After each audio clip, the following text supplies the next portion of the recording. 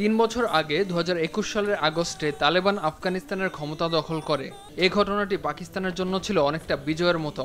পাকিস্তান তখন মনে করেছিল আফগানিস্তানে তালেবান ক্ষমতায় এলে তাদের মধ্যে একটি শক্তিশালী সম্পর্ক গড়ে উঠবে এবং সে সময় প্রতিবেশী দেশে ইসলামপন্থী সংগঠনের ক্ষমতা দখলে সবচেয়ে বেশি খুশি হয়েছিল পাকিস্তান।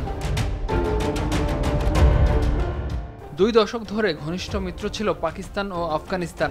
এত মধুর সম্পর্কের পরও পাকিস্তান ও তালেবানের মধ্যে বর্তমানে উত্তেজনা বেড়ে গেছে। ২০২৪ সালে পাকিস্তানি সামরিক বাহিনী আফগানিস্তানে দুবার বিমান হামলা করেছে, যা তাদের সম্পর্কের তিক্ততার একটি বড় উদাহরণ। কিন্তু কেন এই টানাপোড়েন?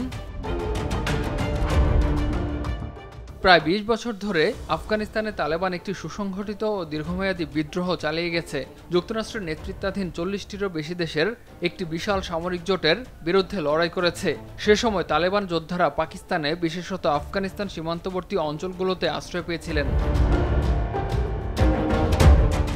এক কথায় পাকিস্তানে তালেবান এমন একটি পরিবেশ পায় যা তাদেরকে পাকিস্তানের সমাজের বিভিন্ন স্তরের সঙ্গে স্বাভাবিক সম্পর্ক গড়ে তোলার সুযোগ করে দেয়, যা তালেবানকে নতুন করে সংগঠিত হতে এবং ২০০৩ সালের দিকে মার্কিন নেতৃত্বাধীন বাহিনীর বিরুদ্ধে একটি সামরিক বিদ্রোহ শুরু করতে সক্ষম করে তোলে। পাকিস্তানের সমর্থন ও আশ্রয় ছাড়া এই বিদ্রোহ সফল করা অসম্ভব ছিল। এত কিছুর পরও সম্প্রতি ইসলামাবাদ ও আফগান তালেবানের মধ্যে দ্বিপাক্ষিক সম্পর্কের চরম অবনতি হয়।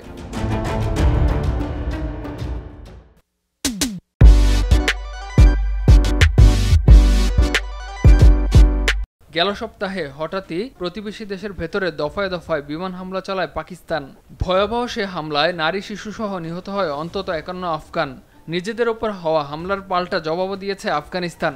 এতে নিহত হয়েছে অন্তত ১৯ জন পাকিস্তানি সেনা। পাকিস্তানের সঙ্গে আফগানিস্তানের সম্পর্ক ঐতিহাসিকভাবেই বেশ জটিল। পাকিস্তান কাবুলে তালেবানকে স্বাভাবিক মিত্র হিসেবে স্বাগত জানানোর পর পাকিস্তানের প্রত্যাশা ছিল বিভিন্ন ইস্যুতে পাকিস্তানের সাথে তালেবান সহযোগী হিসেবে কাজ করবে, কিন্তু তালেবান সরকার পাকিস্তানের সেই প্রত্যাশা পূরণ করতে পারেনি। পাকিস্তানের ওপর অতিরিক্ত নির্ভরশীলতার বাইরে গিয়ে অন্য দেশের সঙ্গে সম্পর্ক গড়ে তোলার চেষ্টা করছে আফগানিস্তান। আফগানিস্তানে তালেবানের প্রত্যাবর্তনের সঙ্গে সঙ্গে পাকিস্তানে তালেবানের সশস্ত্র বিদ্রোহীদের তৎপরতা স্থানান্তরিত হয়েছে বলেই মনে হয়। ২০২২ সাল থেকে পাকিস্তানি নিরাপত্তা বাহিনী ও পুলিশ বাহিনীর ওপর সন্ত্রাসী হামলা বৃদ্ধি পায়। বিশেষ করে খাইবার পাখতুনখোয়া ও বেলুচিস্তান প্রদেশে নিয়মিতই হামলার ঘটনা ঘটেছে। আর এসব হামলার বেশিরভাগেরই দায় স্বীকার করেছে তেহরিক-ই-তালেবান পাকিস্তান টিটিপি বা তথাকথিত পাকিস্তানি তালেবান। টিটিপি ও আফগান তালেবান দীর্ঘদিন ধরে পারস্পরিক সম্পর্ক বজায় রেখে আসছে। একে অপরের সঙ্গে আশ্রয়, কৌশল ও সম্পদ ভাগাভাগিও করেছে। বিশেষ করে ওয়াজিরিস্তান ও আফগানিস্তানের সীমান্তবর্তী পাকিস্তানের অন্যান্য অঞ্চলে এমনটা দেখা গেছে। বিশ্লেষকরা বলছেন, পাকিস্তান ও তালেবান এখন যে সম্পর্কের মধ্যে রয়েছে তা দীর্ঘমেয়াদী শান্তির জন্য চ্যালেঞ্জ হয়ে দাঁড়িয়েছে। পাকিস্তান চাইছে আফগানিস্তানের অভ্যন্তরীণ সমস্যাগুলো সমাধান করতে, কিন্তু তালেবান তাদের স্বাধীনতা বজায় রাখার জন্য পাকিস্তানের চাপ মোকাবেলা করতে চাচ্ছে। আর এক্ষেত্রে শান্তি অর্জনে বুদ্ধিমত্তার সাথে দুই দেশকে ধৈর্যের পরিচয় দিতে হবে।